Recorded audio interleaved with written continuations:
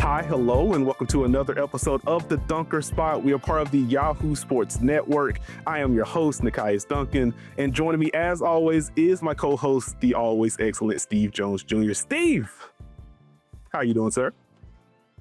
Feeling good, feeling great. Happy to be here. Excited to be here. Thank you, Dunkers, for embracing your bounce, Nekias. It's time to hoop it up, buddy. It is indeed time to hoop it up. We are starting, of course, with the WNBA Finals as the series is getting ready to shift to Phoenix. I'm flying out there a little bit later. But we have a 2-0 series right now, Steve. The Las Vegas Aces taking care of business, taking care of home court so far with 2 victories to open things up. An 89-86 thrilling Game 1 victory, and then not as close of a game in Game 2, a 91-78 victory for the Aces. A 2-0 series lead for the Las Vegas Aces. And Steve, I have to start with another shout out to you, because as you have been saying for years, and as you said on the latest episode of the Dunker Spot podcast, the playoffs are less about how good you are and more about can you solve a specific problem or can you pose a specific problem to a team. It felt like the problem, as we discussed on the preview, but a big problem entering this one, and what was posed to the Las Vegas Aces in the first half of Game 1 was, what are you going to do with the Alyssa Thomas pick and roll?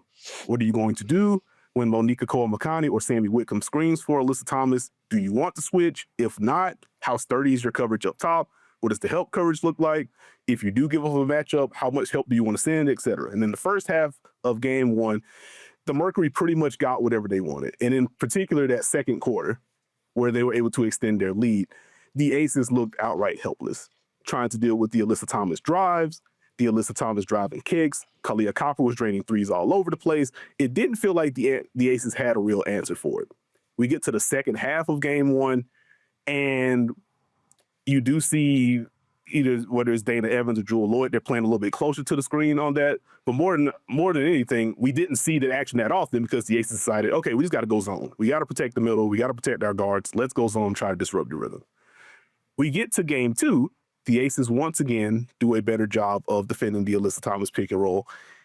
And then the Mercury just go away from it largely, which annoyed me immensely. I'm going to have you talk me off the ledge on that front. But that felt like the biggest problem across the first 2 games. It felt like the Aces found some better solutions, and the Mercury also helped them out by taking it off the table. And I think that disrupted what the Mercury wanted to do offensively. That helped the Aces play more out of their defense. We saw a lot of transition baskets in that game too, but that's kind of where it started for me, just the Alyssa Thomas of it all. I think we can come back to the Alyssa Thomas of it all, and I think we're forgetting a massive issue for the Phoenix Mercury, which is that they are coming off a game where Asia Wilson scored 20 points in the first half, and then Jackie Young scored 21 points in the third quarter, which, pardon me, is the most in a quarter in WNBA Finals history. Yeah, seems important. That's on top of a Dana Evans game in Game 1. That is an issue. And so the Aces have gotten their stars going. They've gotten their guard play. That's a big reason why they're up 2-0. To the Alyssa Thomas of it all, right? I hear that you're annoyed by the usage. This is what you have to remember about a series. You don't have to take and stop in action every single time. No. You just have to do it well enough to where they move to something else. And the Aces did a good enough job of making it so they had to move to something else. Now, here's the thing you got to remember about the Mercury, right? We talk about inverted pick and roll with Alyssa Thomas all the time. It can't be the only thing they have on the table. And I think that was the biggest thing they tried to do in Game 2 was try to get Satu moving off ball, trying to get Ka getting downhill. So that way they have other things that are flowing and going. And now we can use this as the game ender or the let's push this lead to 6 type action, which is what they did to the Liberty and to the Lynx. If you go back to that Liberty series, they were trying to put Sabrina in action all the time in Game 1. She did a good job. Game 2, they turned the volume down, but when they used it was more important. That's kind of where Phoenix was at. So does that help you, or are you still kind of on the ledge? I don't know. I think that makes a ton of sense. For me, it was more, and I think I noted it during the game, like they needed to find a better balance and they need to have other things going. And I appreciate it. Like, for example, you mentioned Kahleah Copper getting downhill. Like, we talked about the stagger series for Phoenix in the preview, where you start Kahleah Copper in the corner and now you don't know who's cutting, who's diving. You get her turn the corner, you get her downhill. So, like, I like that. My thing is, and to your broader point, and what the Mercury, I think, want to get to, you want to have all of those things. Game 2, to me, felt more like, okay, we are just doing the Ka Satu stuff. And we didn't get that in addition to the AT portion. And like, I didn't like that balance for them.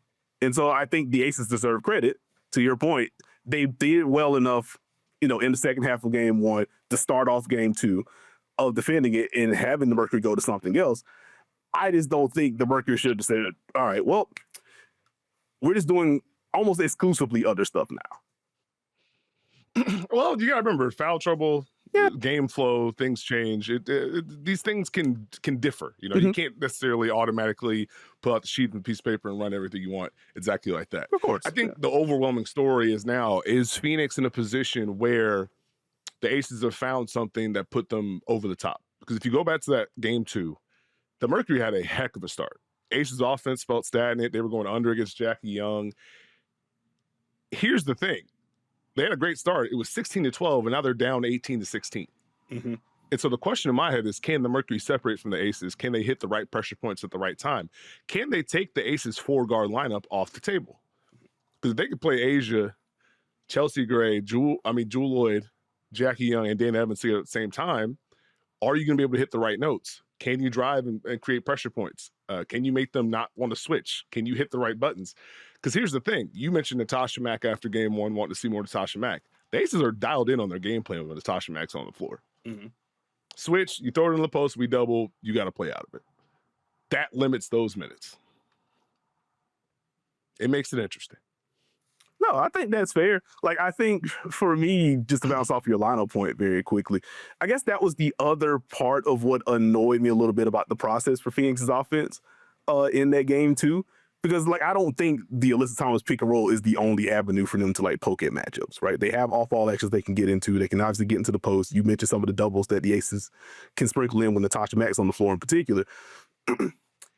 But it's just like, I don't know. Like, it felt like a lack of purpose at times for their half-court offense. And, like, that bothered me. Like, I would much rather be entering this podcast saying, like, I did see broader strokes what they tried to do, how they tried to establish Satu, how they tried to establish Ka. But I would much rather be saying, like, I see it, these are the attempts, good job, Aces, for defending it, versus, like, some of the game flow feeling wonky for them. Some of the overall balance feeling wonky for them. And again, I don't want to take away credit to the Aces defense for that. But I don't know, it just felt a bit rickety to me, Steve. Like, I didn't love it. I didn't love it. Go on. Which part felt rickety? Again, like, I guess top of the conversation, to circle back to the AT portion, like, I don't think you had to punt on it to the degree that they did. And then from there, even with trying to establish, like, Satu, for example, like, it didn't feel like there was enough intention about where she was getting some of her touches. It did feel like a lot of above the break, here's high pick and roll, make a decision. And, like, I didn't feel enough of some of the slicing into the post for Satu. Like, we saw elements of that in the first quarter, but as the game went on, it didn't feel like a ton of that, at least not to the degree that we saw in, like, the first half of game 1, for an example. What do you mean by intention? Like, where did they catch? Because my job as a defense is to not let you catch in those areas. Of course. So even if you set a flare and you're supposed to go curl to the post, if I navigate it under and I force you to flare to the wing, is that bad offense or just a read? No, I think it's more of a read. And again, that can be credit to the defense. But like, even where, again, like, even in game 2, it felt like more of like the flares for Satu to the perimeter versus, I wish I could remember the exact timestamp. But like, I know early in the first quarter in game 1, it was very much Satu starts in the corner. Let's get a guard screening for Satu to get her a post touch. And like, even if you're pushing that catch out, she's getting it below the free throw line versus the 3-point line. Like, it did feel like, in general, more, off-ball actions designed to get her touches on the perimeter versus the post. It felt like more pick and roll usage for Satu in game 2 versus game 1. So that's where I'm just like, hey, getting Satu going is a good thing. Getting some touches for Satu in general is a good thing, and doing so in different areas is a good thing. Prioritize the ones closer to the basket for Satu. the Aces are going to do their best to push those catches out, but at least have the intention being, this is where we are trying to get her the ball. It felt like even where we wanted her to start was more perimeter based than I would have liked. Could be wrong on that, but like that's just what it felt like in getting to. So that's where I'm just like, hey, let's recalibrate a little bit. That's why I'm not pressing the Mercury or Cook button. I think these are correctable issues for them. But that's where a lot of my frustration came from. Like, okay, what are we trying to do? Okay. I'll ask this question. Do you feel like the Aces found something in pick and roll with A'ja Wilson in game 2? I felt like they did. Like, I felt like they did a better job of reading what Phoenix's defense was and where their help was coming from. This is something that A'ja talked about a little bit over the weekend heading into the game 2. That part did feel better. And just in general, like, I've enjoyed some of the flow that they've gotten to out of Horns. And just having A'ja plus insert guard here at the elbow. Like, they poked the Sammy Whitcomb matchup towards the end of game 1. They went to that, at least that alignment a few times in game 2 and got good stuff out of it. Like, one of the A'ja baskets in that 13-point second quarter that she had, they set up in Horns. You think it's about to be a setup for another middle pick and roll that they had success with, to your point. And A'ja just does like the Dwight Howard spinoff. And it's a quick pass to Chelsea Gray. She gets a layup out of it. It's like, ooh, no, they are starting to flow now. They're making live reads that this is not good if you are the Phoenix Mercury. So, like, I did enjoy the pick and roll usage. I think because the Mercury, with how they're kind of like trying to disguise and layer their help, it felt like more cutting before and during pick and rolls for the Aces to clear more space. So I like that little subtle tweak for them. But it just felt like a lot of 2-on-2 and pick and roll because of all that cutting. And this is where you get A'ja rolling into space or A'ja short rolling and getting into some of those mid-range jumpers that we saw in the second quarter. This is where you get the Jackie Young explosion in the third quarter, and a lot of those were pull-ups and drives. And I'm just like, hey, man, again, to your point, you don't want the Aces to feel like we can just get to you in a myriad of ways. Like, that can't be the world that the Mercury lived in. I think that's the toughest part for game 2, and that's what Phoenix has to take off the table. You started to see A'ja Wilson begin to be able to roll. And you started to see Jackie Young begin to be even more decisive in pick and roll. And so now are you going to be caught in a position where we don't want to switch certain matchups? I asked the question in the preview, how many people can guard A'ja Wilson? We got a clear vision after game 2 with Alyssa Thomas in foul trouble. But if it's now Chelsea Gray can read the defense because it's not an automatic switch and I can get A'ja either on the short roll or late on the roll, throw it over the top. If it's Jackie Young knowing it's an under, I can go to rescreen, I can turn the corner, I can get to my jump shot. That's going to give the Aces kind of the base to walk through and go through some of those tough moments where the Mercury defense is active and going and flowing. You got to take that off the table.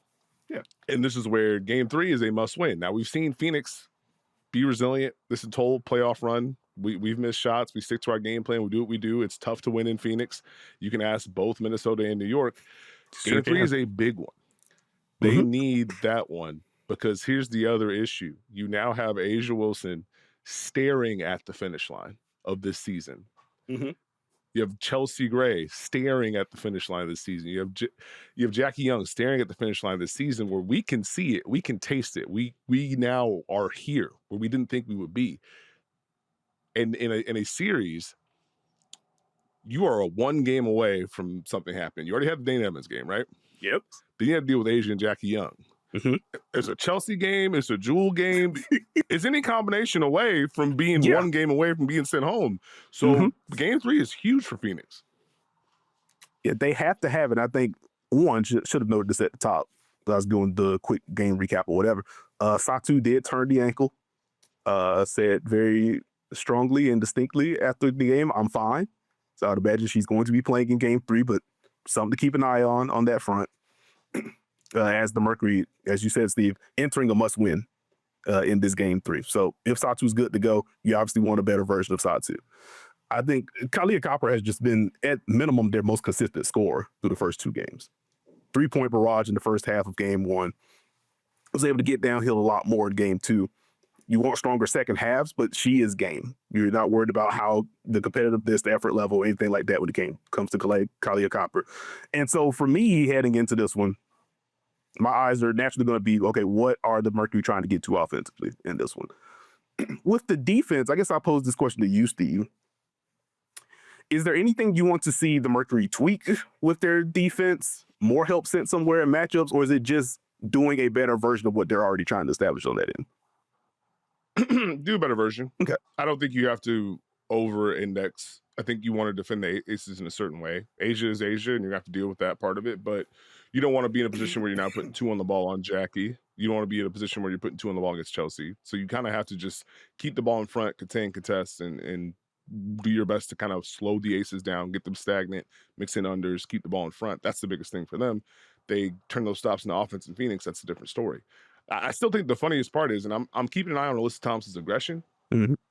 7 shots in the first half, I believe 2 field goal attempts in the third quarter. A third quarter where they literally shot 60%, and Satu was 3 for 5. Kyle was 2 for 5. And it didn't matter because the Aces kept scoring. Let them up, yeah. So it gets interesting. You need that. I guess related to that, Steve, get circling back to the defense very quickly. Like we did get in the second half, like Natasha Mackmore on Asia. We got some Dewana Bonner minutes on Asia instead of AT.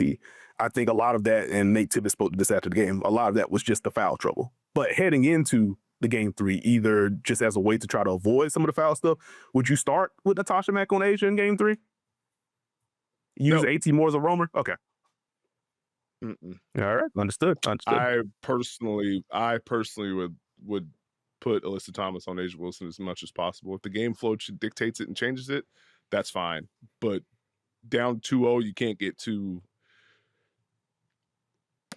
entertaining with these type of items. You know what I mean?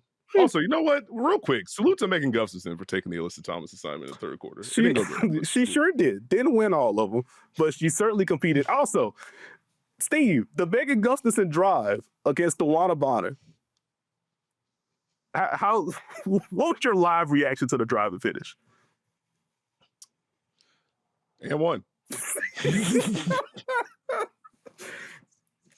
Because I was on press row. Like, oh my goodness, what a play. But shout out to Megan Gustafson. I think circling back to our preview, we both highlighted, hey, this is going to have to be, the guards are going to have to show up for both squads. As you mentioned, Dana Evans in game 1, finals history with 5 made threes and 4 steals off the bench in that game 1. Jewel Lloyd, quietly in that game 1, 13 points in the first half, 18 points total. Game 2, you have the Jackie game if you want to include her in the guard room. But also, just what a series this has been for Chelsea Gray. Like, not even criticism. The thing I kind of wondered about, and we talked about in the previews, like, hey, when is she just going to say, I can just get to my spots against Monique because I'm stronger than her, et cetera? Like, we haven't had the massive scoring aggression game yet from Chelsea, but timely baskets for her, and defensively, just fighting her tail off. I think 6 stocks in game 2 because of the quick hands. She is doing her job on the defensive end. She deserves a salute for that. Also, the playmaking has certainly been there. Lots of fun passes in that game too, but more than that, high-level playmaking without turning the ball over. And if the Aces are able to contain that portion of the program, it's going to be tough for the Mercury to get those transition baskets that they've been so good at generating throughout this postseason run and when they're at their best, what they've been able to do during the regular season. So ball security obviously is going to be huge in that one. I'm excited to see what this game 3 is going to look like. This is obviously going to be a backs against the wall type situation for Phoenix. Like you would think, at minimum, like their role players are a little bit more comfortable at home. Do we get to their end? Do we get like the Sammy Whitcomb game where she makes 3 or 4 threes? Should also note, like after game 1, like she also had the hyperextension of the knee, ended up playing in game 2, but wasn't the most effective game for her in that game 2. So monitoring the health, but does she light it up in front of the home crowd? Do we get a Monique jumper game in front of the home crowd? Because either one of those things could change things for the Phoenix Mercury, allow them to set their defense more. They better hope so. It's right now. I tweeted you during the game as the offense shifted to more Alyssa Thomas as a screener, but a lot more pick and roll usage for Monique to at least kick off possessions. Sprinkled in a couple of pull-up jumpers, like, okay, that's cool. But there are also some driving kicks to Monique, some scramble situations where she had some open threes, did not knock them down. And I was like, ooh, I had your voice in my head. That's why I tweeted at you. I was like, yeah, this is the one where the Aces are comfortable when they're sending doubles. Normally you have like that split on the backside. We're trying to play between the corner and the wing. It's like, nope, double, we're sinking here. If the ball goes to Monique, hey, we will deal with it. Good job if she makes it. If she doesn't, then we cool. And so that looms pretty large with this. When she has the ball, she's going to have to make good decisions. I thought she largely did that in game 2 in terms of the on-ball usage, but they need the threes to fall for her. She shot well from 3 during the regular season overall. That has to maintain. If not, guard questions percolate for Phoenix.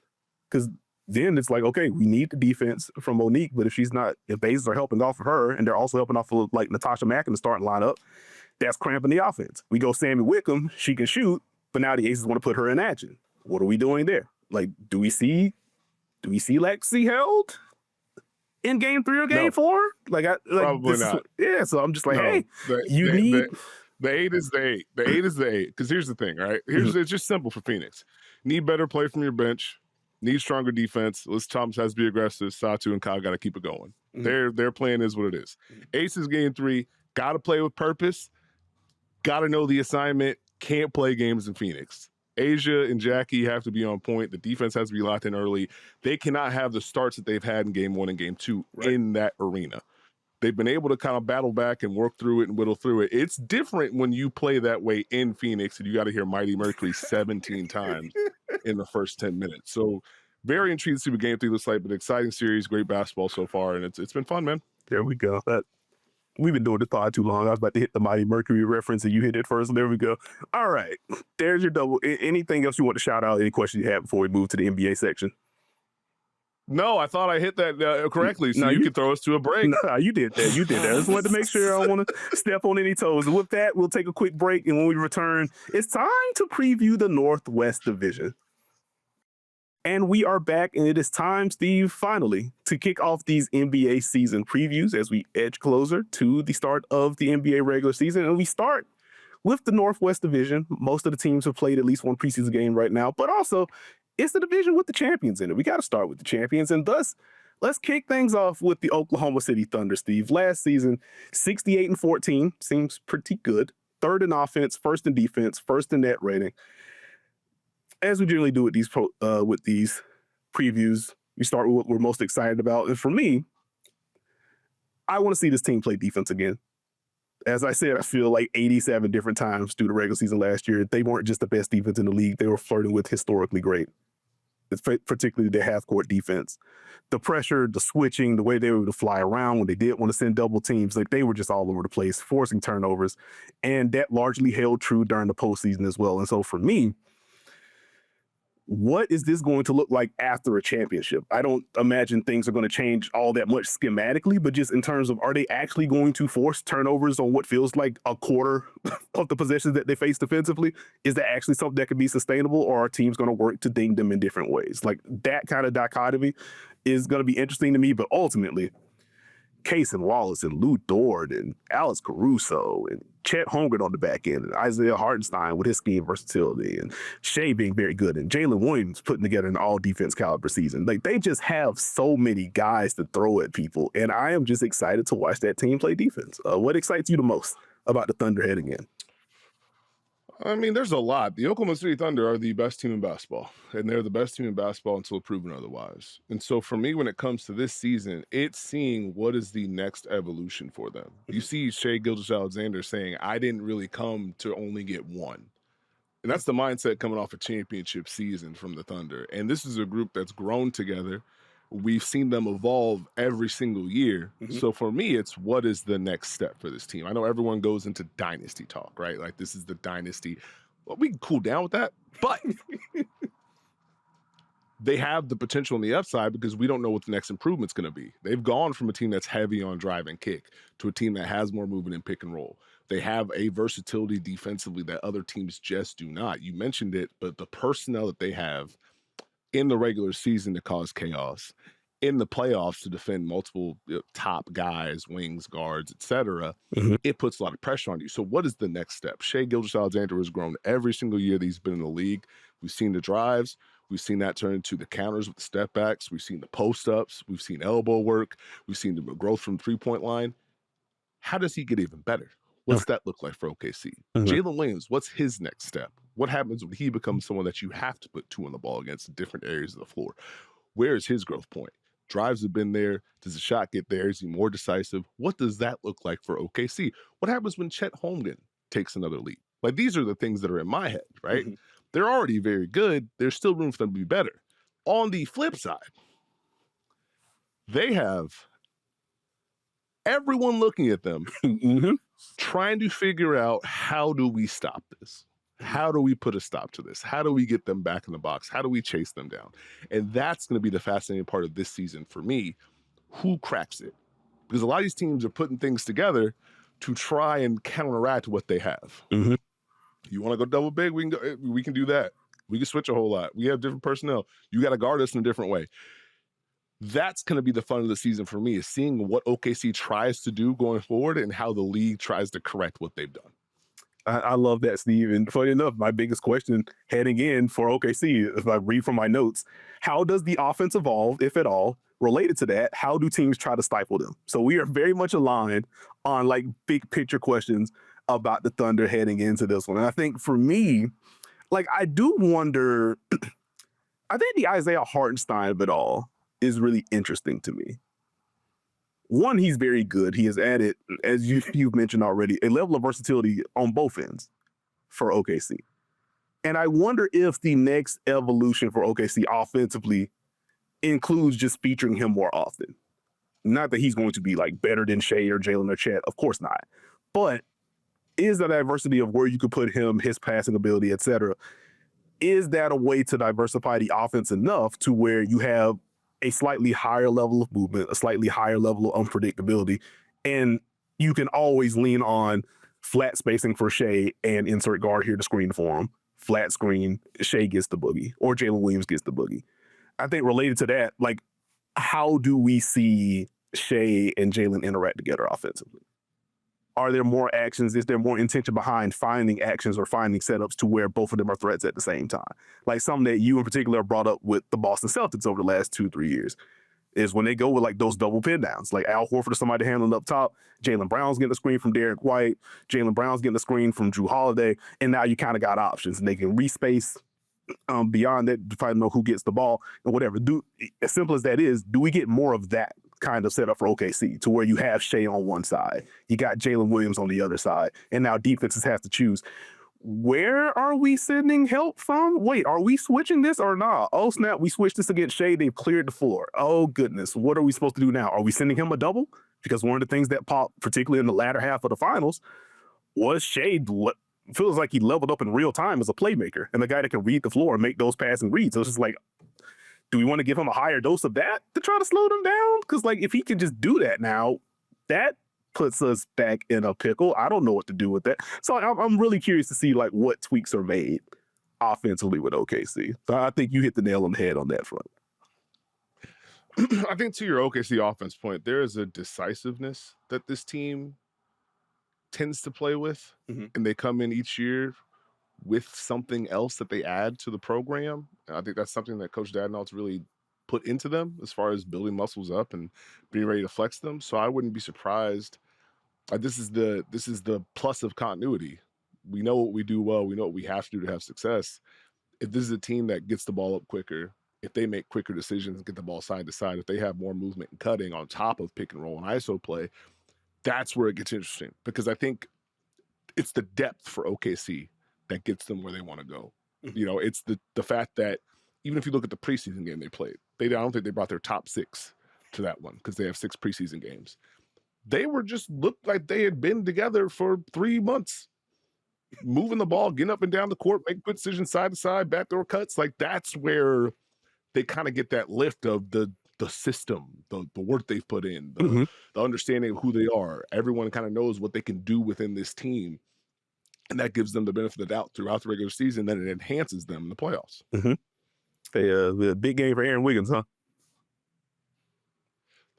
Thought he was thought he was pretty solid in the preseason game. But no, overall, definitely agree with you. They certainly have their reads and process set up there. So I want to sprinkle in a little joke. Quick question for you, Steve, before we head to like the X Factor portion of this. How do you feel about OKC's 3-point volume? Do you think that is part of, I guess, just the overall shot product? Do you feel like that is going to be more of an emphasis for them heading into this year? Do you feel like it needs to be? I don't think it needs to be. I mean, when you are a very good team, I don't think you have to necessarily change your process to an insane degree.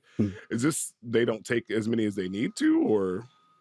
I think there's room for upside. And again, like I said at the top, they were the 3rd best offense in basketball. So like obviously they don't need to completely reinvent the wheel offensively.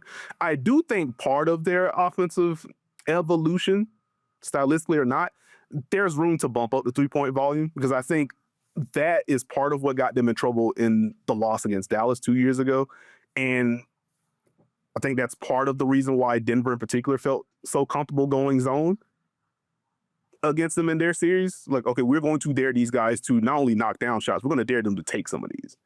We want to flood the middle. We want to make sure, shoot, we dare you. And again, OKC ultimately won that series and won the finals. But like, I think that was at least part of the calculus. And so I do wonder, like, do I think they need to be like top 3 in three-point rate? Like, no. But I do think there's a little bit of room. Well, I mean, who's not taking threes for this team? I mean, if you look at these, a lot of these guys get these threes up during the game. I think for me, it's a thin line for this specific team because if I'm defending the Thunder, I want you in quick shot territory. I want you in that space where you are taking the first available shot. You are taking this first three, and I didn't have to work as hard. I have to contain the drive. I don't have any movement to deal with.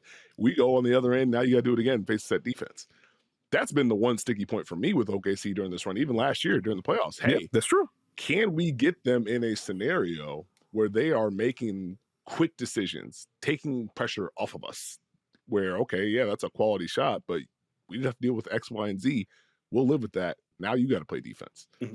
So I think I get what you're saying, but at the same time, if I'm OKC, I don't necessarily want to become that type of squad because now, sweet. No, I think that's fair. And that's why I was like, I wanted to be careful to note, like, I don't need this to be a drastic bump up in three-point volume. It's very much a margin deal. And I think, you know, to your earlier point about Shea in particular, like, how does he level up? Something that we saw in the second half of the year, more comfortable. Oh, you're going under. I'm just taking these pull-up threes. You don't want all of them to be with like 18 on the clock, to your point. But, okay, I'm more comfortable going here. Jalen Williams, we saw what kind of mid-range pull-up postseason that he had. Like, do some of those turn into more pull-up threes? And so I think you're talking about like maybe not many leaps, but like just kind of refinement offensively for those two. If they're more comfortable with that shot, I think that could aid them in getting more two on the ball. Okay, we absolutely can't just switch this because there's the pull-up pocket for him. We can't just play drop against Jalen Williams to the degree that we saw for him, at least during the regular season, because now he's just taking these. Chet Holmgren, something that I talked about during last year's postseason run, like how comfortable is he shooting against contests? So it's more so a comfort deal. Can we edge this up a little bit versus we need y'all to be the 17-18 Rockets now, because that doesn't serve them well. But that's all I had on that front. To the breakout / X Factor portion, Steve. I guess it's funny to ask like who could change life for OKC, considering they just came off a championship. But like, who's a player that you're keeping a closer eye on heading into this year? I mean, pick a name out of a hat. Am I right? Yeah, they got plenty of guys, man. But I mean, here's the thing, right? They have so many guys that are established within their roles that help them on a night-to-night basis. Like, I mean, you could go Toppich. I can understand why people would say that. Maybe you sprinkle in a Ousmane Dieng if he takes a leap. I'm gonna go Chet Holmgren. What does that look like if Chet is a different player? That's the number one thing for me in my brain. If he night in, night out is someone who puts a ton of pressure on you offensively and can defend the way he does at a high level, what does that do for this team? What does that do to the league if Chet is just... I mean, you know, it's he's past probably the point of breakout player, but like that's the biggest one for me. I feel like he tilts the biggest scale. He carries the biggest weight for this team if he is able to level up. That's no disrespect to Jalen Williams, but he's showcased it during the finals and the playoff run. If Chet now takes a similar type beat, what do you do? No, I think that's fair. Like, I had 2 in my notes because I always do that. But like Chet, literally in my notes, Chet is the big one. Because I think if Chet does take that leap, continues to grow as a driver, and just dealing contact out to folks and dealing with contact, and again, gets more comfortable shooting against closeouts, that's scary because the defense is just kind of there. And I think even to the defense point, like even as a rookie, he's someone that guys weigh more than him. They may move him, but he absorbs it and he's able to contest or block the shot anyway because he's not giving up on the play. He's gotten better at dealing with contact defensively. And so if he can hold up on that end more and also stay healthy with that, as this Thunder team starts to get more expensive, as all these young guys come off of rookie scale contracts, value contracts, stuff like that, Isaiah Hartenstein, very highly paid and rightfully so, like that could simplify some of the future team building questions that OKC may have. If you can just say, all right, no, Chet can deal with 34 minutes a game at the 5. We do not need someone soaking up some of those assignments during the regular season. Can still have that, but you don't need it now because Chet is leveled up to this degree. Outside of that, I did have Topic as a guy. I'm just like, hey, if we're talking about how can we diversify the offense a little bit, here's just this creative playmaker that can operate within their core principles already. You can add a little bit more pick and roll funk so you can take some of the pressure off of, if it's like Jalen plus bench, Jalen doesn't have to handle as much, you can get him off ball more, etc. So there's that. I think outside from him, Cason Wallace is probably my guy. Does he become consistent shooter? Because if he does, like the defense and the drives and some of the floaters he can get into, like that already brings him to the dance. If he is consistently 37% on catch and shoot threes, and you can just bank that in now. Teams may still give him those looks because we have to worry about something else, but it'll be a subtle shift on that front. We are helping off of you because we got Shea on the floor, Jalen's on the floor, etc. More than, oh, we don't think you could shoot. That's a totally different thing that makes him more dangerous. And obviously, again, he's an all-defense caliber guy with minutes. So that's probably my list. Steve, what do you think OKC's best lineup is going to be? Shea, Lou Dort, Alex Caruso, Jalen Williams, Chet Holmgren. Okay, well, we got the same one there. So secondary question for you, because I figured we'd be aligned. What is the lineup you're most excited to see with OKC this year? The same one? Okay. Well, fine. I will offer the different one. We only got 8 minutes of it last season across the playoffs and everything. Shea, Cason, Caruso, Aaron Wiggins, Jalen Williams. Give me 5 smalls. We switch everything. We pressure the ball. Everyone can dribble and make plays. Let's have some fun. Let's bully some folks. In some spot matchups, you know what I mean? We get all Boston when they want to go small. The random games against Brooklyn when they want to switch everything. Let's have some fun. We're going to go Jalen at the 5 because we saw some Jalen at the 5 and that man was monstrous. Let's sprinkle in a nice change of pace sometimes. That's what I want to see. If we got 8 minutes, maybe it's like 35 this season. So there's your off the wall one. But what's up? Hey, you're gonna see that lineup with Jaylin Williams out there. That's also true. Also, shout out Jalen Williams. The 3-point stroke looking good, Steve. 3-point stroke looking good. All right, we move now to the Denver Nuggets coming off of a 50-win season, a coaching change, an impressive playoff run that ended in 7 games against Oklahoma City Thunder. But 50 and 32 last year, 4th in offense, 21st in defense, 9th in net rating. Defense obviously was much better during the postseason. Steve, I'll toss it to you first. What are you most excited about with this Denver Nuggets season? Want to see what the next evolution is for this Nuggets team because they addressed a lot of concerns. They addressed a lot of question marks. They said we're going to have versatility. We're going to have a bench. We're going to have everything we want. We're going to have defense. We're going to have a big that's better than any big we've had behind Nikola Jokic. We're going to do these things to make sure we have the best chance to make the best run. Mm-hmm. And so it's one of those things, and I think it was Matt Moore who's had the concept where Coach David Adelman is not trying to fix things that are not broken within Denver, and he's been there for a very long time. I think Matt Moore called it like a refurbishing, a refreshment of sorts of this team. And what does that do for them? And I think roster-wise, you know what you can do offensively around Nikola Jokic. I think the Cam Johnson fit is going to be very good because of what he brings to the table with his cutting. And you can play through Nikola Jokic and you have guys in different areas who can do and make different plays. Christian Brown's a smart cutter. He's a good screener. Cam Johnson can kind of make those reads, make those cuts, can space the floor. But also when he gets a dribble handoff, he's someone who, when we think about playmaking, right, we think of, assists and making all the defense 2 on the ball. Sometimes it could be so simple as coming off a handoff, taking the space, holding a big, and making a play. Mm-hmm. And that's something Cam Johnson can do time and time again. But you look at little tweaks for Denver where it's you're running action for Jokic. It's Jamal Murray spaced in the left corner and not Aaron Gordon. Aaron Gordon's on the wing. Stuff like that. Mm-hmm. And you look at the rotation where you start to see they kind of have a complementary skill set that they can play throughout the entire game, right? Mm-hmm. So we know what the starting lineup is, but now you bring in Tim Hardaway Jr. He can shoot, he can cut.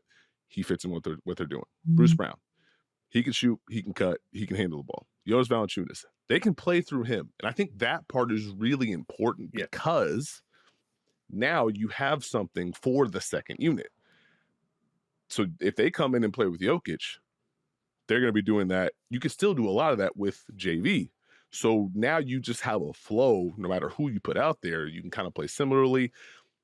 I'm excited to see how they build that out. Now, defensively is where they're going to have to butter their bread to hit the ceiling. Mhm. I know it's very easy to knock on the door and say, Denver, number 2, Denver, best team in basketball.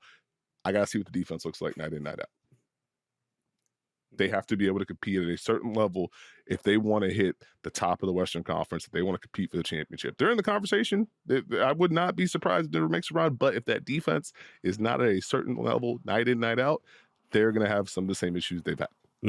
I think that's fair. And I think top of mind for me, Steve, as we are once again aligned, literally the others and scheme continuity is what I had for being excited about. Because like the obvious answer is I want to watch Nikola Jokic play basketball. That is with respect to all the other elite players that we have in the league. And we just talked about the Thunder that literally just had the MVP. Nikola Jokic, in my opinion, is still the best player in the league. Not that that can't change. Not that Shea can't take that leap this year. Not that Giannis can't take that leap. Leap sounds funny because Giannis is just 30, 10, and 5 every year. But you know what I mean. Not that it can't be anyone else. I do think it's Jokic still. So like that's number one. The scoring, the playmaking, like he's just absurd. But beyond that, a Denver team that actually has a level of scheme continuity when Jokic goes to the bench really excites me in theory. And I'm glad you hit on their ability to play out of JV. And I think JV now being in a situation to where like, okay, cool, my job is to mash who's the backup big for the team that we're playing? Like I can still do the high post stuff and flow in the handoffs. And if all else fails, there's 12 on the clock. I could just put my shoulder into people and it's not insert starting center here. Like we just talked about OKC. Oh, I got to deal with Jalen Williams instead of Chet in these early second quarter minutes. I can do that. That seems that seems pretty cool. So like I am excited to see what that Denver portion is going to look like. And like related to that, I appreciate kind of the infrastructure this offseason that the Nuggets have put some of their younger guys in, or at least most of them, because you add a Tim Hardaway Jr., Julian Strawther feels more like a bonus if he pops versus we need him to be incredibly good for this to work. You know what I mean? You add Cam Johnson to the mix. And I guess like Strawther could also play some 3 for you. So it's a similar deal. Like, okay, he could be a bonus versus we need him to pop. There's a young guy that I have as an X factor, so we'll talk about him in a little bit. But these fans should help. Like Tim Hardaway Jr. should help. Cam Johnson should help. I'm not going to step over everything you said because you nailed it, but I'm excited about These words sound familiar. Yeah, okay. We're gonna move on. I'm just saying. I'm excited about this. Biggest question. No, I think the other thing is if you look at what Coach Adelman has tried to do, it's understanding that the bench has to have an impact. Mm-hmm. And so we've talked about how there is still room for some of the younger players while them not having to carry all the weight they had to last year. But it's clear that, hey, it can't be all on the starting unit or playing around the starters. So watching how they grow, the opportunities that Peyton Watson has within what they do, that's going to be very interesting. But none of that matters if they can't keep the ball in front. Yeah, and sure enough, my biggest question is which level or what level would the defense be at this year? And related to that, Steve, as you know, we talked about the deal when it happened. I love the Cam Johnson trade for Denver. That was very good. I think on balance, Cam Johnson is a better player than MPJ. I do wonder in what ways the Nuggets will miss MPJ this year on the court. Like, I do think it's at least worth acknowledging, like, again, on balance, I think Cam is a better defender than MPJ. But you are technically getting smaller from Cam to MPJ. MPJ, when locked in, if they're putting 2 on the ball and he's peeled in early like that is just 6'10". That's peeled in and contest some shots for you. Versus Cam Johnson at 6'7", 6'8". MPJ, very good defensive rebounder, which also helps when you're playing that aggressively defensively, to have someone else on the back line that can end possessions for you. Cam Johnson is a fine rebounder. He isn't that. So, like, I wonder, like, how much will those margins matter? Will Cam make up for it with better, just in general, better off-ball awareness and better on-ball defense? Will that offset some of the rebounding and secondary rim protection? I think it can, and if it does, then I think, again, Denver's just going to be better because I think he is better. But how much will those margins matter is like a question that I have in the back of my head related to the bigger picture question that you already hit on. How good is this defense going to be? Not you missing MPJ, oh my. Well, no, I'm not going to say that. I don't think that's the case, but I'm just saying there are some elements where it's like, okay, this is going to be a little different. That is all I'm saying. Also, you know who should be super happy about these offseason moves, particularly with the JV edition? Who? Aaron Gordon. Because that brother's walking into a season like, okay, cool. I ain't got to worry about a heavy dose of me at the 5 until the postseason. That's neat. Mm. We got a reliable 5 now. It doesn't have to be, well, the Nuggets are minus 15 with Jokic off the floor. We need this Jamal Murray, Aaron Gordon unit. It's cool that AG can just play some more 4. And I do wonder, like, what that opens up for him usage-wise on both ends of the floor. Do we get to see him, like, blitz some pick and rolls now? Because there's a little bit more size behind him. Like, just minor stuff on that front. Who's your X factor or breakout candidate for this team, Steve? I mean, my X factor is probably it's probably Cam Johnson. Okay. Depending on how good he is. If he's able to kind of bring some of what he's brought the last couple of years to what Denver does, that's huge. I mean, I think Christian Brown last year was the guy for me. Mm-hmm. Probably should go Peyton Watson in earnest because of his defensive ability and athleticism. I think that would help Denver a lot, but it's probably one of those 3, the bets of the bets. There's your group. Okay. Peyton Watson was mine. Like, I think, to your point, the athleticism certainly helps. Denver is a team that wants to get stops and get out on the break. And in general, like, the cutting is going to be there. His ability to guard and his ability to block shots is something that has popped and flashed throughout his career. You want more consistency overall, but, like, that has consistently flashed. If he is just night after night, strong on-ball defender, weak side shot blocker, the non-dunk finishing gets better for him, and he's more consistent with corner threes.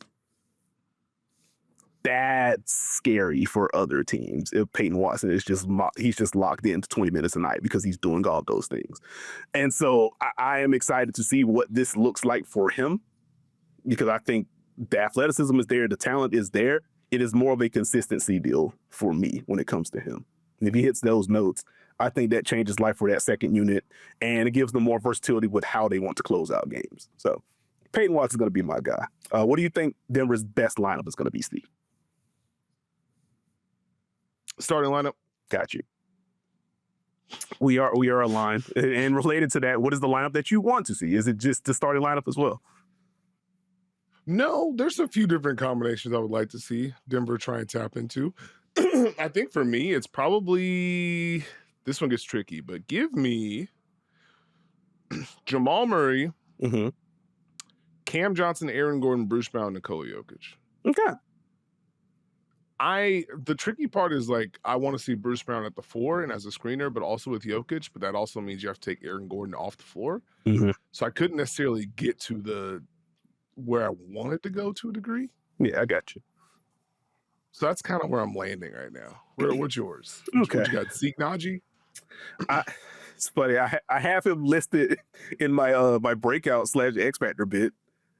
It's just like, hey, well, if if the JV thing goes left at all, they're going to be looking for smaller options. That's another opportunity for Zeke Naji. There's also the team building element. Like, he does have this mid-sized contract, so if he plays well enough, or if Denver feels like they need something else, like, he's going to be included by default. So, like, he's just kind of there at the very least. But I still have Zeke Naji stock. That's a good call from you.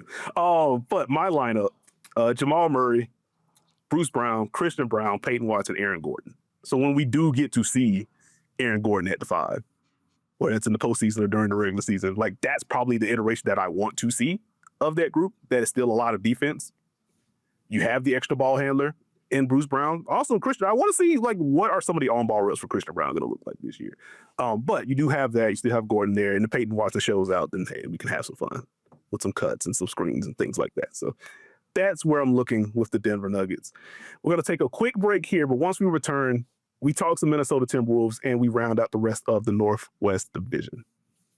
And we are back with this episode of the Dunker Spot. And Steve, it's time to talk about the Minnesota Timberwolves, a darn good basketball team that deserves more of our attention. They're coming off of a 49-33 season. They were 8th in offense, 6th in defense, 4th in net rating, one of the handful of teams that finished in the top 10 in both offensive and defensive rating last year, generally a mark of a very strong contender. But I think my excitement level starts with Anthony Edwards and the half-court growth. I think, talked about this on a previous episode where there were the rumblings of him committing to building out more of the basket game, just being more comfortable in the mid-range area. I'll be a little bit worried if this turns into like a DeMar DeRozan shot profile. I don't think it needs to be that with him coming off of the 3-point season that he just had. But him being more comfortable in the middle of the floor seems like a good thing. Being able to round out more of the scoring profile, that seems like it'll be a positive. So I want to see how much of the work from the offseason carries over into this regular season and ideally the postseason as well. So I think it starts there with me in addition to just overall Minnesota defense. But I want to see what it looks like in the middle of the floor this year, Steve. Why did DeMar DeRozan take a stray there? He's just chilling in Sacramento. It wasn't minding meant as his own business. I think that's fair. It wasn't meant as a stray. I was just trying to get like a reference point to like high mid-range volume. Like that was it.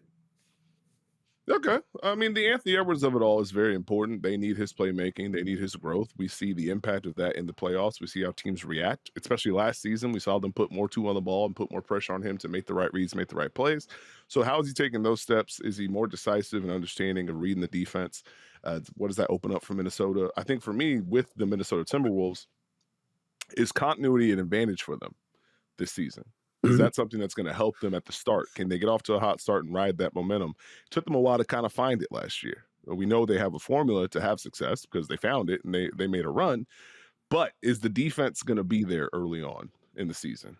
Is the offense going to have a little bit more movement so it's not just Anthony Edwards creating pick and roll, Anthony Edwards creating the post or at the elbow, or wherever they want to place him?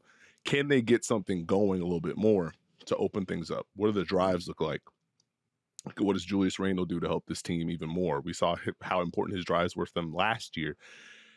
Does Jaden McDaniels grow as far as being able to impact offensively and being able to get into the paint and be someone where, okay, he can keep an advantage, he can create more pressure with the drive, and now we can play out of that. Can they kind of get to where they need to be earlier than they did last year and set the tone that, okay, it didn't go well against Oklahoma City, but we still have this. We can make the leaps we need to offensively, and then defensively, you have to deal with us. I think that's the biggest thing for me with Minnesota. They have the evolution. They have continuity. Can they find the right notes early? I like that. I'm glad you brought up Jaden McDaniels in particular, because the question I was going to ask for you is like, what would you like to see? Like, what would offensive evolution in terms of his role look like? Like, would you like to see him not necessarily running like 15 pick and rolls a game? Like, that feels like a pretty big leap. But like, do you want to see him bring the ball up more to like trigger sets for them? Like, is that a way to get an off ball more, take some of the creation burden off of Julius Randle as well? Like, can you sprinkle in more for him to help with this evolution? Just more versatility. I think for the biggest thing is for Minnesota, they've got to be able to get stops and run and be able to outlet to anyone. And not just everyone comes back to the ball. Everyone's got to run, put pressure. So I think Jay McDaniels has a skill set where he can cut. We know he can attack and transition. He can get downhill off some handoffs. He can knock some shots down. Can he kind of just put together a package that boosts the Wolves' offense? And can he be aggressive within that? And can he be someone where, okay, we gotta watch out for his timely baskets, his timely aggression. We can't necessarily just play off him to a certain degree. I think that's the biggest thing for me. I think the initiation point, it'll be interesting to see how they build the boat with who initiates when and how they flow into different things. But that's more so where my mind's at. Okay. No, I think that makes sense. So I think for me, just getting to like the biggest question for Minnesota, like obviously Nekias-Alexander Walker now in Atlanta. So like question for me, like non-star/starter division is, are the young wings ready to fill that gap? Are we ready for more Jalen Clark? Are we ready for more Terrence Shannon Jr.? Like, are either one of those guys ready to solidify?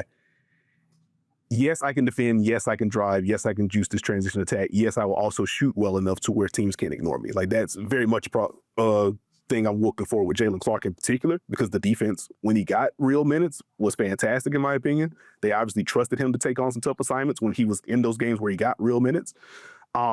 But teams were very comfortable saying, okay, well, we can put our center on you sometimes, or we're just going to help off aggressively to kind of plug the paint. So can he do more there? And with Terrence Shannon Jr., like, he is just a ball of energy. Can get downhill. He will post for you if necessary. Like, he has some real on-ball juice and can get into you defensively. Like, is he able to bring a level of consistency to where you're not feeling the loss of Nekias-Alexander Walker? So that's probably top of mind for me in regards to like the others. We already talked about Jaden McDaniels a little bit, so I think that's where it starts for me. So where would you go? You already alluded to some stuff. Was there anything else you wanted to hit on the question front with Minnesota? No, I mean, I think I nailed most of my questions. I think it's just going to be which one of those younger guys is going to rise to the occasion, especially early on. You're going to have the opportunity to play your way into the rotation, earn that trust, and help impact the team. Like, I think when you look at someone like Rob Dillingham, Mhm. I liked his first preseason effort, to be honest with you. I thought he, obviously we know what he can do scoring the ball, but I thought he did some good things early on as far as being decisive and understanding, okay, I drive, I drew help, I kick, I did my job. I think those are the type of plays that earn you more minutes. You mentioned the wings. I think they have built-in opportunities because of their energy and effort. Can they build that into a larger role that impacts the Wolves? And how does Mike Conley continue to fit into this? Because they're going to need his playmaking and they're going to need him to be decisive and aggressive. They just have an overall package. Okay, right there with you. I think last thing I'd add before we get into the X Factor portion, I am curious to see, like, does the distribution of 4 or 5 minutes change at all with Minnesota? How often do they lean into Randall and Naz Reid together? How often are either of those two tethered to Rudy Gobert? And I guess just in general, just backup center spot. Is it just going to be Randall or Naz Reid? Or does either of the young bigs that they have in tow now get some regular season minutes at the very least? That's another thing that's kind of like top of mind for me with them. That'll be interesting, but I think for the best thing for Minnesota would be to have combinations to where we feel good with Rudy and Julius. We feel good with Rudy and Naz. We feel good with Julius and Naz. We feel good with Naz at the 5 or Julius at the 5. And if they can shapeshift and feel good on both ends of the floor, that's a big win for them. Yeah, I think get some Jaden at the 4. We like it. We like it. Who's your breakout or X Factor, or breakout candidate or X Factor for this Wolves group, Steve? I think it's Jaden McDaniels. I think Jaden McDaniels is the X factor. I The think eternal. they need him to take a step up and make a leap for them to be able to kind of have him be a pressure point offensively, and they need his defense. So I think the more he grows, the better off they'll be. Okay. Like I think I mentioned the wings already. You mentioned Rob Dillingham. And so because we haven't talked about him yet, and he's obviously a very important piece to this team, Dante DiVincenzo, need a good year. You want a level of consistency from him. We know he can defend. We know what his shooting opens up, both off the catch and even some of the transition pull-ups they can flow into. His ability to play off of Anthony Edwards when they want to size up a little bit in the backcourt is obviously important. And so if you are getting like a B+ or level of consistency on both ends of the floor from Dante DiVincenzo, that certainly enhances their lineup versatility. It enhances their ability to perform on both ends of the floor. So I'll go Dante since we've already talked about the younger guys. I have a secondary one. What you got? Bald Rudy Gobert. The barber? No. But he came back with a ball head and finishing. I don't know what you want me to do. Yeah, I wasn't expecting to do like for my SpongeBob fans out here, like seeing Rudy in their first preseason game immediately going into the King Neptune reference from the SpongeBob movie. Absolutely fried me. Okay. I'm sorry. Anyway, what do you think Minnesota's best lineup is going to be this year, Steve? I think it's probably going to be Dante, Anthony Edwards, Jaden McDaniels, Julius Randle, Rudy Gobert. Ooh, we were so close. I had Dante, Jaden, Rudy. I had Naz Reid as what I think will be the best lineup. I will say, if we do get more of like second half of the year / post-injury Julius Randle, just more often this year, like that's probably going to be the answer. Because just looking at the numbers last year, with those 5, with Randall in, it was a -15 in 247 minutes. With Reid in Randall's place, it was +23 in 131 minutes. But again, like if Julius Randle is going to be the decisive shot-making version of himself that we saw, particularly in the postseason, like I think it still be positive with Naz, but I do think that group flips to the positive this year. So like I think that's a good call on your part. My secondary one was Mike Conley, Anthony Edwards, Jaden McDaniels, Naz Reid, Julius Randle. But they need the Reid Randle of it all to hold up defensively and to punish switches. And I don't know if we're there yet. Like I like the aggression from Naz Reid. Well, I mean, it's just if you're coaching against that lineup, it's switch and help or switch and contain, and it's a poison you could choose, right? So it's like how much of that scoring would have to make me feel like, okay, we're at a disadvantage. That's my concern. Okay. I think that's fair. What is the lineup that you want to see? I just said it. Listen, I just asked him a question. we are aligned. Ant, Dante, Jaden, Julius, and Nas is the group that I want to see. So there we go. Plus 11 in 171 minutes last year, if you want that on the docket. It is now time to move to the Portland Trailblazers, Steve. And let me tell you, two things for me on the exciting front. Like, one, just Young Hansen as a concept. I'm in. I just want to see what that looks like. I don't know how he might average 12 minutes a game this year. He might average 25 because of injuries, trades, whatever. I just want to see what Young Hansen looks like. But beyond that, brother, this Portland Trailblazer defense, more Toumani Camara, Drew Holiday in the mix, more Donovan Clingan. That's, hey, listen, man, Drew at the top, Toumani at the middle, Donovan at the back. That's a spine of a strong defense, Steve. They were really good post All-Star break last year. I'm excited to see what the full grouping looks like now. This is going to be some good stuff in Portland, I think, at least on the defensive end. The Blazers get Drew Holiday, and Nekias gives them their first compliment since That's 2019. crazy. We ain't about that like I was talking about Toumani Camara last year. Come on. Okay, before that? Well, the defense was, well, yeah, Matisse Thybulle did some stuff, There's... Yeah, I'm noticing. It's all right, though. I think Portland has been an intriguing group for me over the last couple of years, as far as when you look at the talent they have and the names they have. And it's like, I don't know what this means as far as success goes, but I think there's something building. Mm-hmm. And you kind of got a little bit of the payoff for them last year in that second half of the season where the defense started to become a base. And now, is that going to become their identity? They have a lot of lineups where they should have a lot of good defense out there and a lot of good defenders. What does that do for them? I think they're a little bit more streamlined rotation-wise. Obviously, you wish Scoot Henderson wasn't hurt, but there's runway. Obviously, bigs more aligned. You have two very intriguing options there. You got a lot of wings who can throw out in different positions. You can do some switching. You got Drew Holiday, who will help them on both ends of the floor as far as being someone who can play make, can play on and off ball, can defend multiple positions. Mm-hmm. So you have a little bit more of a structure. You have a little bit of an identity. You're going towards something with a clearer vision. I think that's important for Portland. And so I'm intrigued to see what that looks like for them. I mean, I think it's difficult because they showcase what they can be, but you can't copy and paste that into a new year. So can they establish themselves defensively from the start? Is that going to allow them to compete and run and get easier baskets and become annoying in the Western Conference, which I think is probably the next step for them as they continue to try and figure out exactly what the next move is. Can Shaedon Sharpe continue to grow? I think that's probably intriguing. So I know you're probably going to ask me who the breakout is, the X factor is. It's Shaedon Sharpe for me. How much is in the tank? Can he elevate? I think we've seen flashes where he's reading the defense, he's getting downhill, he's making shots, he's attacking. Can he put that together consistently? And what does that do for Portland if he does that with the amount of wings that they have? Who can slot and do different things? How does Jeremy Grant impact this team? Is he bought in defensively?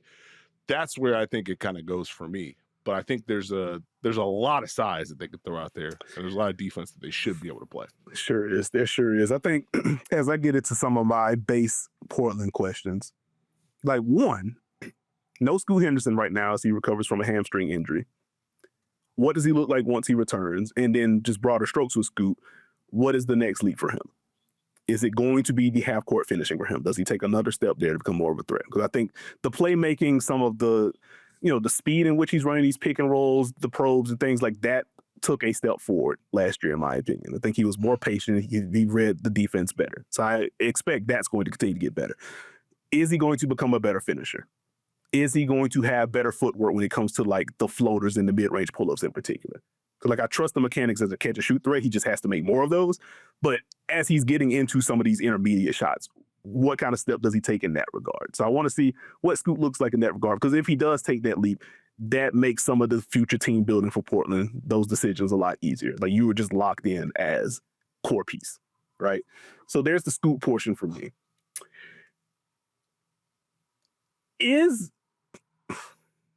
Talked about Portland's defense second half of last year. Deni Avdija was just kind of absurd in the second half of last season. Like last year overall, it was 17, 7, and 4. Very good shooting splits. I think 55, 37, 78 splits. We're talking about twos, threes, free throws. 20 games post All-Star break, Steve. He was at 23, 10, and 5.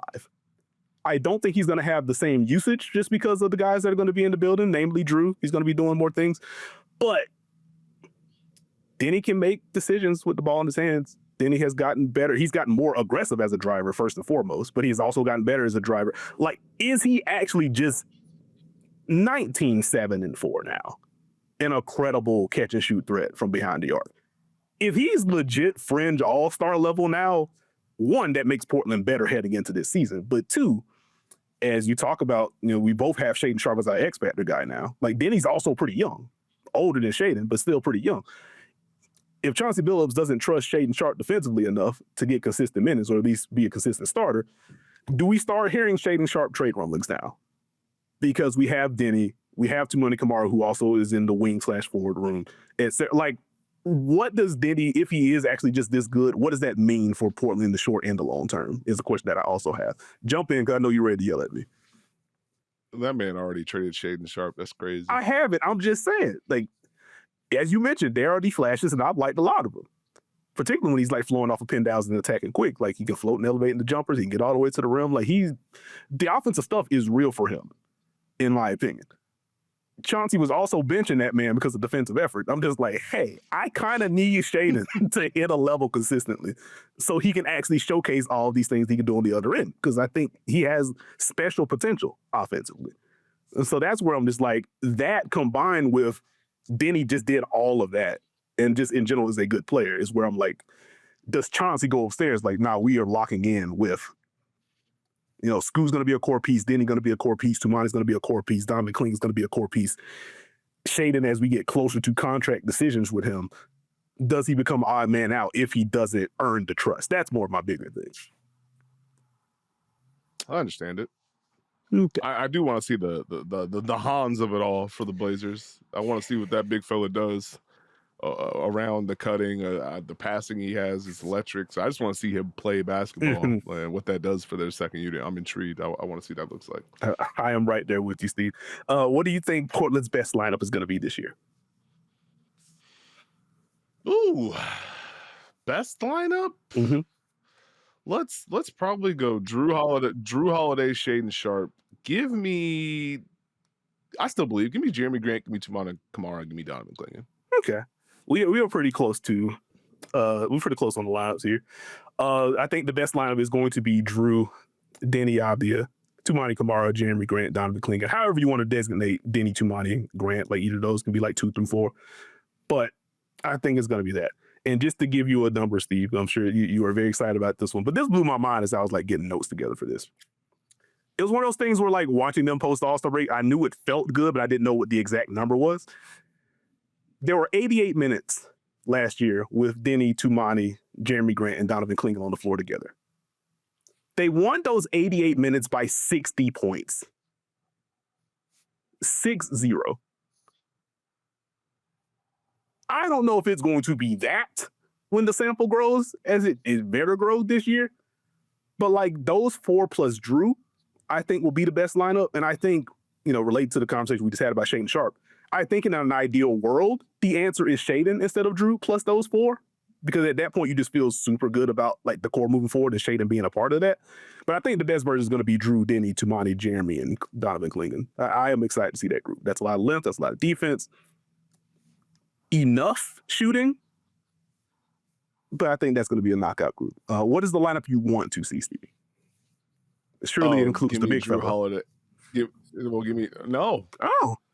Huh. Come on, we're playing defense over here. Give me Drew Holiday. Mm-hmm. Give me Matisse Thybulle. Okay. Give me Toumani Camara. Mm-hmm. Give me Jeremy Grant. Give me Donovan Clingan. Okay. All defense. I respect it. For me, Drew, Shaedon Sharpe, Denny Avdia, Toumani Camara, Young Hansen. That's my 5. Okay. Give me the playmaking, give me the defense, give me the shot creation for Shaedon Sharpe if it hits. That feels like a fun group to me. And finally, Steve, it's time to talk about the Utah Jazz coming off of a 17-65 season. Not what they wanted, but kind of what they wanted. 24th in offense, 30th in defense, 28th in net rating. I think my excitement level comes in two layers. One, if this summer was any indication, Lauri Markkanen might just be back. Last year was very odd for him. If we're just back to flame throwing, also can create a little bit more off the bounce. Lauri Markkanen, I am in for this version of this Utah Jazz team to add some excitement and to add just a level of stability offensively. And also, if teams come calling for Lauri Markkanen because he's incredibly good and Utah is still like in the rebuilding stage. But either way, if Lauri Markkanen is back, I'm in. And then naturally, like I want to see Ace Bailey in this environment. Like I was intrigued by the summer league showing for him. And so just in general, what does rookie look like in this context? And under Will Hardy, with him being able to scheme him up and get him easier looks so he doesn't have to like self-create a ton. So that's where my excitement starts, Steve. What are you looking forward to for this Utah season? We got the vision going now. We're not playing the games anymore of we got vets and we got young people and now we don't have the vets. We ran out of vets. There's no more vets in the pantry anymore. There's a couple of them in there, salute to Kevin Love and Kyle Anderson and Yusuf Nurkic, but it's not the same as what we had going on before. It's time to see how good these guys are. We are going to get definitive answers on what this team is going forward. Will Hardy, you got an extension. It's time for you to do your thing. And I'm intrigued to see what Will Hardy concocts for this Utah Jazz team because they have size, they have versatility, they have guys who do different things. We know he's willing to invert the offense and put different guys in different places and use Lauri Markkanen in all type of different ways. He could do that for Ace Bailey. We could see some growth from Cody Williams. Kyle Filipowski could try and be Lauri Markkanen again. We got guards who can get downhill. Like, I don't know how many games the Utah Jazz are going to win. I do know that the Utah Jazz are going to play some fun basketball at some point in time with some nice unis. So what does that look like? Who emerges from this? Like, I think I'm excited to see Lauri Markkanen be Lauri Markkanen again, especially because of the different ways that he can be used. What does Walker Kessler look like? Outside of, hey, big dog, you didn't want to pay me. I was about to say my secondary question to what does Walker Kessler going to look like is how long is Walker Kessler going to be there?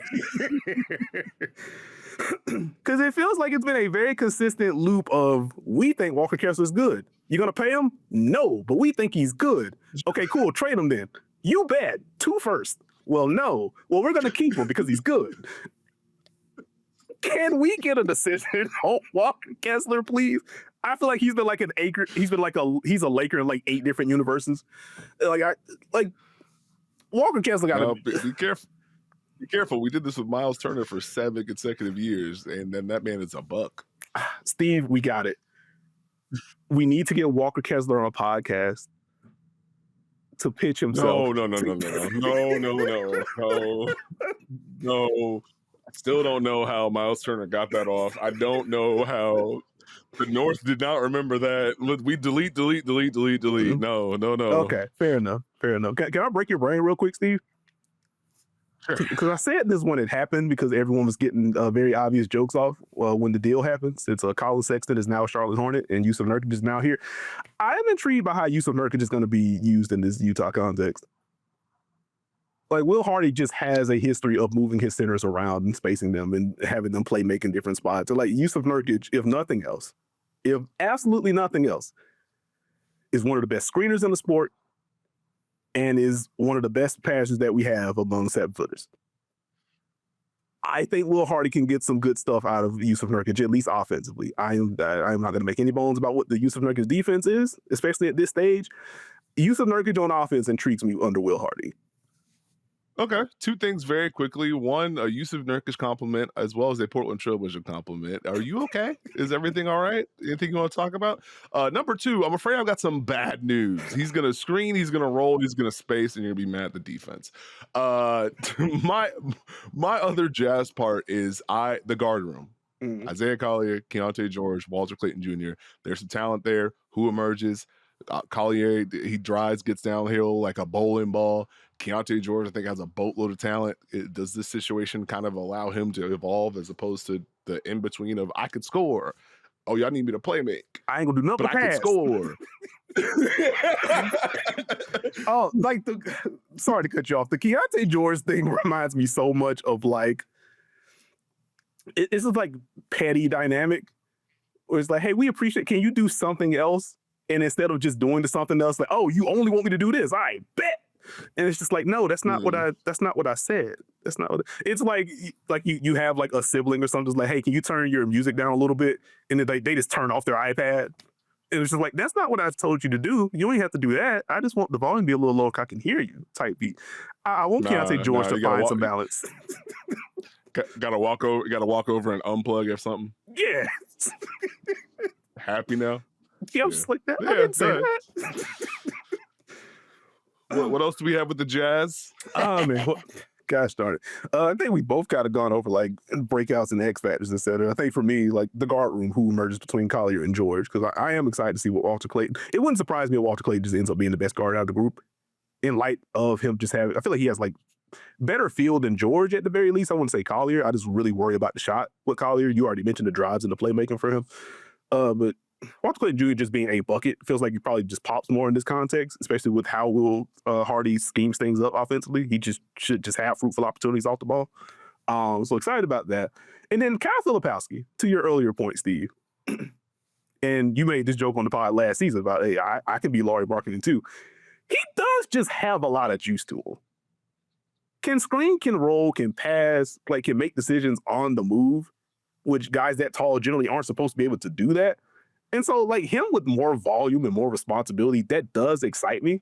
And if he is good, that can indeed make the Lauri Markkanen decision a little bit easier. Or if you do just want to keep Lauri in the room, like, those two can play together, you just have a lot of size and skill in the front court. So, like, he could change some things for them. So I do appreciate the Kyle Filipowski's shout. I am right there with you. And now for the fun part, Steve. What do you think Utah's best lineup is going to be? Because I think best within their context has a lot of different meanings. And so I'm curious to see where you go with this. Walker Kessler, Lauri Markkanen, Ace Bailey, Keontae George, Walter Clayton Jr. Okay. You want to laugh at my best lineup? So not laugh, sure. But I went Collier, Ace, George Niang, Lauri Markkanen, Walker Kessler. George Niang? At least the early portion of the season. I feel like he's going to be like a quiet, like plus-minus monster for them in like the first month and a half before he is inevitably traded somewhere for a team that wants shooting, and then they get upset about the defense. But this is going to be one of those things you go to NBA.com and say, they played 132 minutes all season long. Plus 2.3, that's neat. It feels like that kind of vibe. Drives from Collier, playmaking from Collier, shooting across the board, rim protection from Walker Kessler. I think the defense is going to be solid with him on the court. Now, when it goes off, that's a whole nother, But that profiles to me as best net rating on Utah Jazz.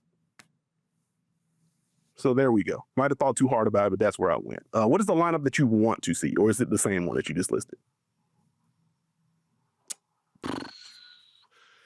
Honestly, let's go. Let's get size. Let's get weird with this. Let's be odd. Let's go Keontae George. Okay. Let's go Cody Williams. Let's go Ace Bailey. Let's go Lauri Markkanen. Let's go Kyle Filipowski. Why not? Let's just do something. Okay. Which related to that, like, actually, we don't even have enough time in the pod. I would just say, I hope we continue to see steps from Cody Williams. I think we will, as he's gotten a little bit stronger. I want to see more and better from Cody Williams moving forward. The lineup I want to see: Isaiah Collier, Walter Clayton Jr., Ace Bailey, Lauri Markkanen, and Kyle Filipowski together. That is my group. And that is the Northwest Division preview, Steve. Any closing thoughts before we get out of here? No, let's get out of here. Okay. I thought you would have had a Wemby-related free throw. We will say that for the next episode of the pod. But thank you for listening to this episode of The Dunker Spot. If you haven't already, please subscribe. We are on Apple, Spotify, RIP Google, Stitcher, Podbean, wherever you get your podcasts, you can find us. Also, subscribe to the Yahoo Sports YouTube channel. We are live every Tuesday, every Friday, so come rock with us there if you are more of a YouTube listener/watcher. You can follow me on socials at Nekias NBA. You can follow Steve on socials at SteveJones20. Join our online Dunker Spot watch parties if you want to talk hoops and football and wrestling and music and anything else. Come rock with us, come have some fun. And with that, we will catch y'all later in the week.